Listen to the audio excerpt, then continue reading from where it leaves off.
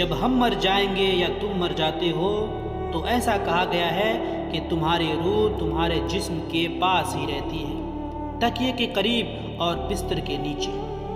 یہ کب ہوتا ہے؟ ناظرین، جب تمہارا غسل دیا جا رہا ہوتا ہے، کفن پہنایا جا رہا ہوتا ہے، اور جب تمہیں قبر میں رکھا جاتا ہے، تمہاری روح دوبارہ تمہارے جسم میں واپس آتی ہے۔ جب لوگ تمہاری قبر سے واپس چلے جاتے ہیں، تم یوں جاگتے ہو جیسے نیند سے اٹھے ہو۔ تم 3 بار کوشش کرتے ہو بیٹھنے کی، لیکن بار بار تمہارا سر قبر کی دیواروں سے ٹکرا جاتا ہے۔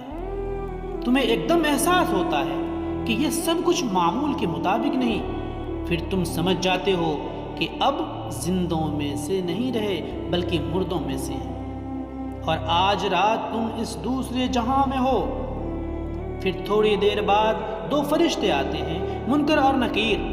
ان کا کام صرف قبر میں 3 سوالات پوچھنا ہوتا ہے۔ تمہارا رب کون ہے؟ تمہارا دین کیا ہے؟ تمہارے نبی کون ہے؟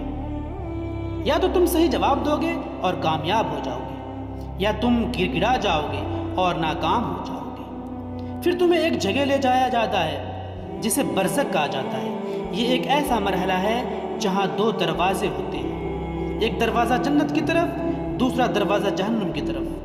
وہیں تم قیامت کے دن تک انتظار کرو گے۔ پھر حساب و کتاب کے بعد فیصلہ ہوگا کہ تم جنتی ہو یا جہنمی۔ اور کبھی کبھار تمہارے رشتہ دار، دوست، احباب تمہیں قبر پر آ کر یاد کریں گے۔ کہا گیا ہے کہ ایک فرشتہ آئے گا اور تمہیں اطلاع دے گا، تمہارے بیٹے نے تمہیں سلام بھیجا ہے، تمہاری ماں، تمہاری بیوی یا بیٹی آئی ہے۔ تب تمہارے روح قبر کی مٹی کے اوپر آ کر ان کی باتیں سنے گی، ان کی قدموں کی آہٹ محسوس کرے گی۔